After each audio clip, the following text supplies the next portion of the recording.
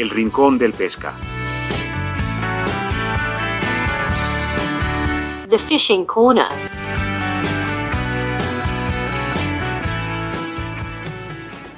Muy buenos días, buenas tardes o buenas noches y bienvenidos a un nuevo episodio del Rincón del Pesca. Estamos hoy con César Martín, que es el presidente de AROE, la Comisión Nacional para la Racionalización de los Horarios Españoles, y vamos a hablar mucho de trabajo, horarios y personas. Es licenciado en Derecho, con más de 20 años de experiencia en recursos humanos y en la gestión de personas, y nos va a contar primero quién es AROE. Buenas tardes, César. Hola, muy buenas tardes. Pues cuéntanos, ¿qué es AROE y qué es lo que hacéis principalmente?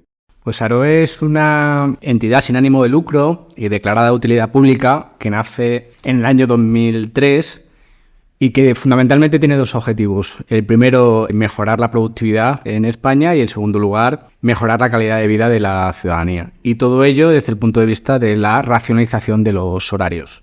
Digamos que somos un poco los pioneros y la referencia en nuestro país en esta materia y hemos durante todo este tiempo participado activamente en algunos avances sociales relevantes, ¿no? Por ejemplo, el primer estudio sobre brecha salarial, la ley de igualdad, la ampliación de los permisos de paternidad, maternidad, la ley de trabajo a distancia, etcétera. Cierto es que os conocí tiempo atrás cuando vuestro presidente era Ignacio Buqueras y era una persona con mucha sensatez hablando de todos estos temas. ¿Y cuáles son vuestros principales objetivos y vuestras principales iniciativas que lleváis a cabo? Bueno, la verdad es que Ignacio fue el que hizo posible todo esto, es nuestro presidente de honor. Uh-huh. Ahora estamos en otra etapa, siempre respetando su legado, pero digamos que además de esa labor de lobby, de generar alianzas con otras entidades o interlocución con medios de comunicación, especialmente lo típico, ¿no? Que cambia la hora, pues nos suelen llamar. Tenemos iniciativas de carácter más general, digámoslo así, pues un concurso escolar que se llama ¿Cuánto tiempo tienes para mí?, dirigido a niños y colegios. Pero fundamentalmente hay una parte ahora que es más novedosa, que es la orientada a empresa. Al final, las empresas tienen una importancia fundamental, ¿no? Desde el punto de vista de los horarios, pues no solo afecta a la persona trabajadora, afecta a su pareja, afecta a sus hijos, afecta a sus mayores, en muchos casos. Uh-huh. Es decir, yo puedo tener un trabajo, pero si mi padre tiene que estar en mi casa antes de que salga para cuidar de mi hijo, está afectando de manera muy importante el horario laboral a el horario familiar o escolar. Entonces, tenemos una serie de iniciativas que van más dirigidas a empresas y que estamos poniendo en marcha. Por ejemplo, un club de buenas prácticas para empresas, un decálogo al que pueden adherirse las empresas que cumplan una serie de principios que tienen que ver con racionalización horaria. Tenemos grupos de trabajo de carácter técnico. Ahora mismo estamos trabajando en un grupo para tener un posicionamiento claro sobre la jornada de 4 días. Luego hablaremos de ello. Perfecto. Vamos a lanzar en breve también un distintivo de gestión eficiente del tiempo dirigido a empresas que tengan la certificación EFR de la Fundación Más Familia. Vamos a facilitar servicios de consultoría. Estamos aquí intensificando ese acercamiento a las empresas. ¿Y para el sector de las pymes hay algunas iniciativas puntuales? Es que aplica también a pymes. O sea, no debemos olvidar que en España creo que el 94,5% de las empresas tiene menos de 9 empleados. O sea, olvidarnos de las pymes es olvidarte de la mayor parte de la ciudadanía. Perfecto. ¿Y qué tipo de iniciativas lleváis a cabo, por ejemplo, con la administración? Bueno, en el mundo asociativo es muy habitual, primero, tener alianzas con organizaciones o iniciativas que sean afines. Nosotros, en este caso, por ejemplo, recientemente con la Fundación Más Familia, que tiene un foco muy importante en conciliación e igualdad, o, por ejemplo, con la iniciativa del distintivo Más Talento Senior, pues llegamos a acuerdos. Luego, con la administración, pues tenemos una interlocución bastante fluida con distintos partidos políticos o sindicatos y pues en ocasiones cuando hay temas que tienen que ver con nuestro ámbito de actuación pues se ponen en contacto con nosotros. ¿Asesoramiento, consultoría? Sí, pues por ejemplo recientemente hemos participado como expertos en el borrador de ley de uso del tiempo y racionalización horaria del Ministerio de Trabajo y Economía Social. Bueno, cuentan con nosotros lógicamente para este tipo de actuaciones. Pues vayamos a temas más concretos de los que has avanzado. Por ejemplo, ¿qué valoración y qué ventajas e inconvenientes hacéis de la semana laboral de 4 días que ya hay algunas empresas pioneras en España que las están llevando a cabo. ¿Cómo la veis? Bueno, en primer lugar, esto es un punto de vista más personal. Creo que el tratamiento que se ha hecho de los pilotos ha sido muy maniqueo, por intereses políticos o los medios de comunicación. Ni todo es maravilloso y perfecto, ni genera tabaquismo y alcoholismo como algunos titulares, lo podéis comprobar. ¿Por qué? ¿Porque tiene más tiempo de ocio? No, parece que cuando tienes ese tipo de jornada, pues tienes más visitas médicas, fumas más y consumes más alcohol durante la semana. Es algo, por eso digo, y esos son titulares, ¿no? Un poco clickbait, perdón por el anglicismo, pero es verdad que al final este tratamiento creo que quita el foco sobre el realmente importante, ¿no? Sí, que para llamar la atención y conseguir audiencia, claro, han puesto esos titulares, correcto. O por motivos políticos, ¿no? Entonces, al final, yo creo que lo primero que hay que hacer es analizar si es viable desde el punto de vista empresarial. En segundo lugar, si realmente es lo que quieren las personas trabajadoras, porque algunos no lo consideran interesante. Es más, ahora hablamos de eso, ¿no? Pero en función del tipo de reducción de jornada o de la jornada de 4 días, puede no compensar. Es decir, si yo tengo que hacer 40 horas en 4 días, posiblemente atente contra mi conciliación. Uh-huh. Entonces aquí hay aspectos legales. Oye, estamos hablando de reducción de salario, no estamos hablando de reducción de salario, estamos hablando de 32 horas, de 37 horas y media. Es decir, hay unas cuestiones legales, pero al final lo importante es medir la productividad y medir el impacto positivo en el bienestar corporativo. Entonces, esto no es una solución mágica, ni es la panacea, ni creo que a corto plazo vaya a ser lo más popular, pero tendrá su espacio, lógicamente, en el futuro del trabajo. Uniendo con lo que has dicho, vamos a hablar un poco de conciliación de la vida laboral y personal, que como has dicho, todos tenemos personas en nuestro entorno, grupos de interés. ¿Cómo crees que está la situación en España en cuanto a conciliación? ¿Somos de los mejores, peores países en Europa? ¿En qué podemos mejorar? Bueno, en primer lugar, la conciliación es un derecho personal, no familiar. Y a veces, como representante del colectivo single, me siento discriminado cuando oigo lo de conciliación familiar solamente, ¿no? Uh-huh. Y ya no digo discriminado entre comillas, y no solo desde el punto de vista de que no haya medidas normalmente en las empresas para el colectivo, sino desde el punto de vista más de cultura, ¿no? O sea, pues un padre o una madre sale a su hora y no pasa nada, un single es, oye, ¿pero por qué? Sobre lo que comentabas, pues bueno, lo que hace unos años pues era una moda casi, ahora pues es una necesidad y nadie se plantea que esto no sea importante, ¿no? Al final todo el mundo trabaja por una variable fundamental que es salario y tiempo y tiene mucho valor, especialmente en estos momentos donde hay una lucha por el talento, como suele decirse, ¿no? Y tanto la fidelización del talento como la atracción de los mejores profesionales es clave. Entonces, una compañía que no tenga esto, no solo con las generaciones más jóvenes, con cualquiera, creo que está totalmente desposicionada. En este ámbito, lo importante no son las medidas de conciliación, es la cultura. Uh-huh. Es decir, si yo tengo 200 medidas de conciliación y mi jefe me mira mal cuando me las cojo, mi compañero piensa que es una falta de compromiso o me va a perjudicar en mi desarrollo profesional futuro en la empresa, a mí no me sirve de nada tener muchas medidas de conciliación. Es un tema cultural. De acuerdo. Y sobre lo que decías, Antonio, de, oye, ¿cuál es la situación? ¿España está mejor o peor? Bueno, o sea, lo que está claro es que los españoles en general no están muy satisfechos con su conciliación. Hay muchas encuestas en ese sentido. Y esto tiene que ver con el ritmo de vida que tenemos, motivado en gran parte por el ámbito laboral. Uh-huh. Me explico. Si tenemos el prime time televisivo más tardío del mundo, ya no solo el prime time, da igual que acabe de madrugada, pero si escuchas un programa deportivo en la radio es lo mismo, si vas a ver un partido de fútbol o un concierto es exactamente lo mismo, hace que durmamos muy poco. Junto a los italianos somos los que menos dormimos con diferencia en la Unión Europea. Sí. Eso hace que te levantes con sueño, eso afecta a tu productividad, afecta a tu salud. Si además somos presentistas en el entorno laboral, tiene más valor el tiempo que estás que la orientación a resultados o la consecución de objetivos, y extendemos el tiempo de la comida y volvemos a seguir tarde, claro, al final es un círculo vicioso. Y eso, que dices, bueno, pues estará bien o mal, pero en nuestra manera de vivir, sí, pero tiene un impacto. Tiene un impacto muy negativo en productividad, estamos a la cola de la Unión Europea en productividad, y evidentemente hay una parte importante que tiene que ver con esto. Somos campeones del mundo en el uso de ansiolíticos.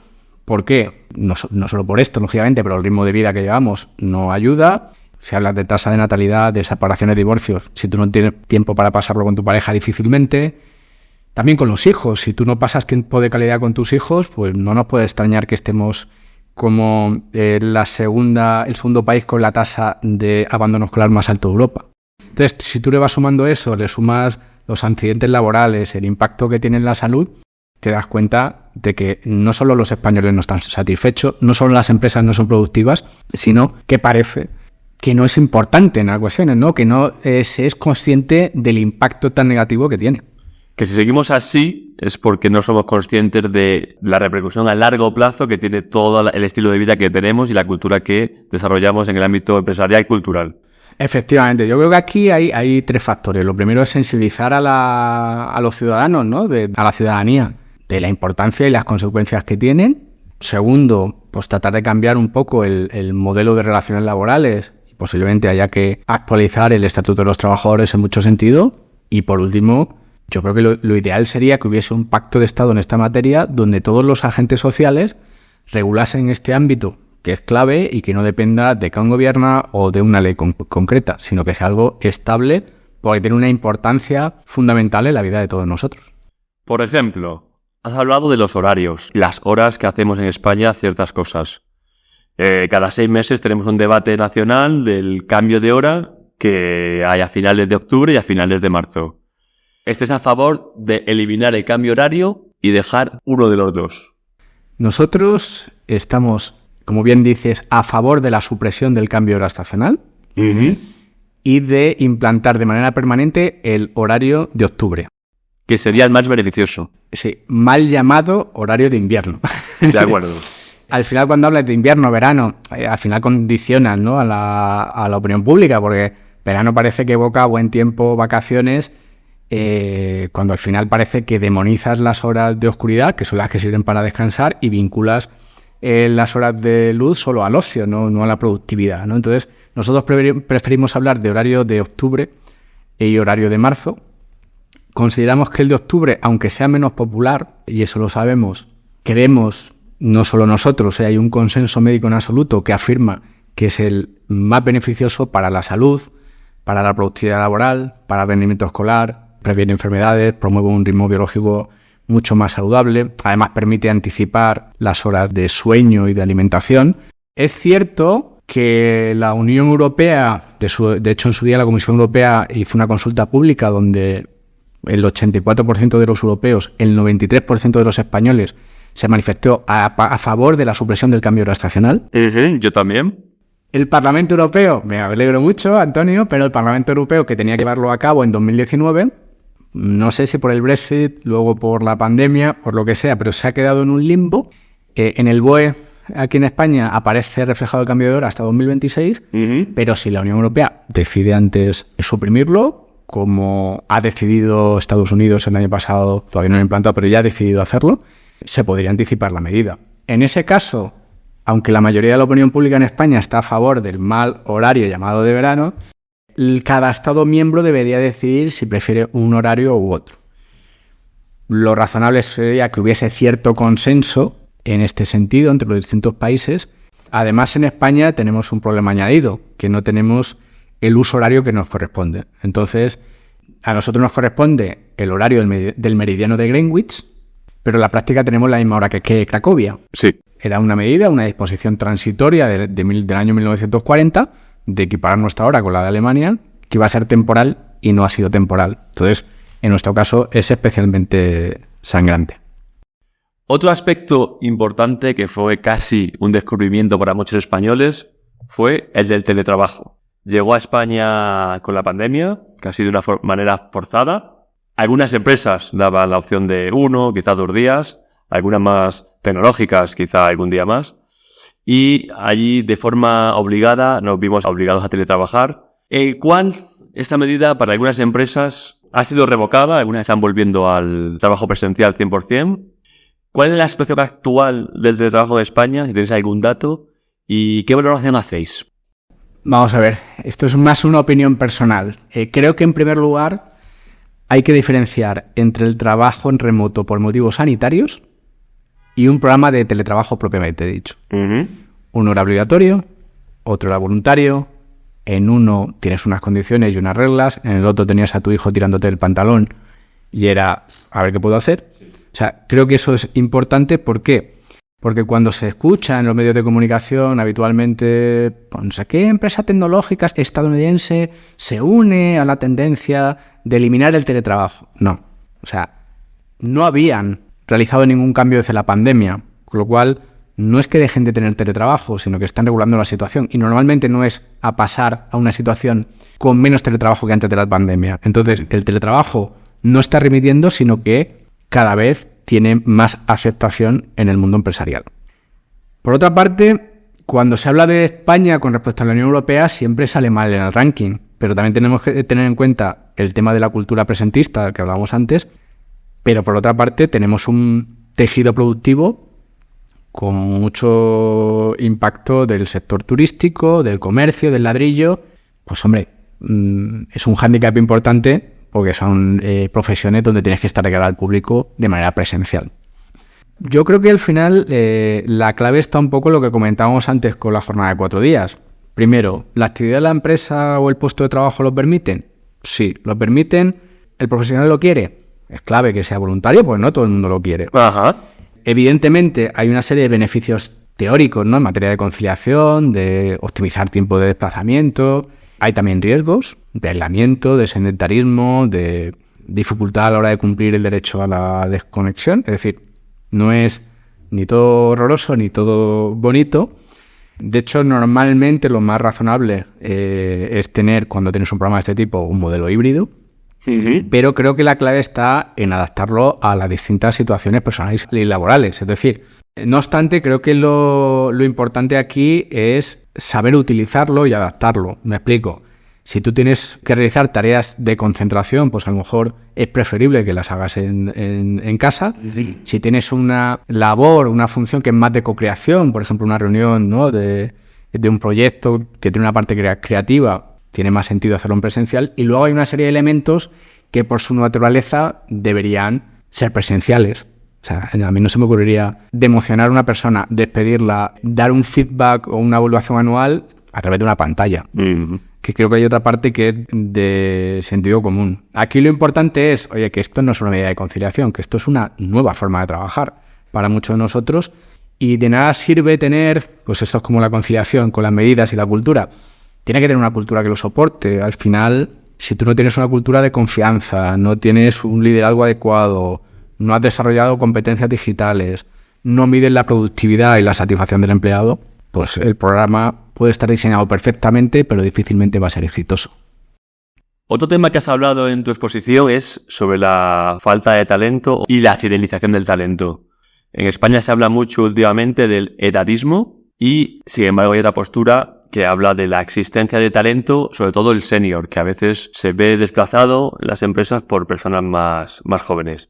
¿Cuál es vuestra visión de este supuesto problema? Desde mi punto de vista, creo que es un tema que está muy de moda en LinkedIn y similar, porque está muy feo eso de discriminar y queda mal en la foto, pero en la práctica las empresas están haciendo muy poco. Es verdad que hay iniciativas como un grupo de trabajo en EGCOM o la iniciativa del distintivo Más Talento Senior, que creo que están avanzando en este sentido de manera importante, pero sigue siendo algo testimonial. Cuando hablas de edadismo, a mí no me preocupa tanto el edadismo, ¿no?, que es poner foco, ¿no?, en la no discriminación y en qué medidas se pueden hacer, sino más en los sesgos, que eso no está dentro del concepto de discriminación, pero quizá afecta casi más, ¿no? Nadie te va a poner una oferta de empleo, muy poca gente, ¿no?, que ponga no quiero a nadie de mayor de 52 años, las he visto, ¿eh? Pero sin embargo, hay una serie de sesgos en la empresa ligados a la edad. Bueno, estos ya sabes, pues se ponen más de baja, están de vuelta ya, como están blindados por su rendimiento bajo y están demotivados. Yo, en mi experiencia, me ha tocado gestionar este tipo de programas desde hace muchos años, y cuando hago la medición aplicada a la empresa, ni son los que tienen más días de baja, ni son los que tienen peor desempeño, y en algunos casos son incluso los más satisfechos. Entonces, para mí tiene más riesgo esos sesgos que la discriminación como tal. Uh-huh. Y luego también, ¿qué es talento senior? ¿Qué edad es talento senior? ¿Estamos hablando de edad? ¿Estamos hablando de antigüedad? Es una pregunta abierta, ¿eh? Yo creo que hay que adaptarlo a cada organización. Eurostat en Europa tiene su criterio, cada empresa tiene su criterio. Yo creo que tiene más sentido hablar de ciertos años de antigüedad. Para mí una persona que tiene más de 20 años de antigüedad, para mí creo que tiene un perfil ya senior independientemente del sector. Uh-huh. Pero cuando se habla normalmente de talento senior, se habla casi más de pues, ¿qué le damos al colectivo? O sea, yo creo que el objetivo debe ser doble. Es cuidar de ese colectivo, pero también maximizar su aportación de valor en una empresa, ¿no? Sí, de acuerdo. Entonces, aquí, lógicamente, hay una serie de indicadores. O sea, tú no tienes un plan o un programa específico para ello. Lo implantas. Hay un montón de cuestiones donde puedes comprobar si ha habido un retorno de la inversión. Es decir, desde el punto de vista de productividad, desde el punto de vista de atracción y fidelización del talento, desde el punto de vista de asentismo. Si tú dentro de ese plan has metido un plan de bienestar para ese colectivo, posiblemente tenga menos bajas. De reputación, mejora mucho la reputación de la empresa, la conflictividad laboral, la calidad del servicio a los clientes. De hecho, está demostrado que algunos servicios en concreto, por ejemplo en banca, un cliente senior prefiere a un empleado senior. Entonces, tenemos que ser conscientes de que hay unos quiebres propios de la edad, donde nuestras capacidades se transforman, como cuando pasamos de la adolescencia a la madurez. Evolucionan, efectivamente, las capacidades y los conocimientos. Y cuando nos vamos haciendo mayores, pues la salud física, la psicológica, la financiera y la sociológica se pueden ver comprometidas. Entonces, lo que hay que hacer es, desde el punto de vista de las empresas, también tratar de dar unas soluciones a ese colectivo en ese sentido. Aquí sí que es cierto que cuando hablamos de soluciones hay que pensar en el colectivo, pero en una vertiente muy personal. Me explico. Lo de considerar, los jóvenes como son jóvenes son... Con los mayores pasa lo mismo. Las necesidades de conciliación de una persona de 60 años casada en segundas nupcias pueden ser exactamente las mismas que de un chaval de 30 años. Entonces no digamos, como son mayores, quieren un plan de pensiones y no complicarse. No. O sea, no demos por hecho eso y preguntemos al colectivo y a los interesados.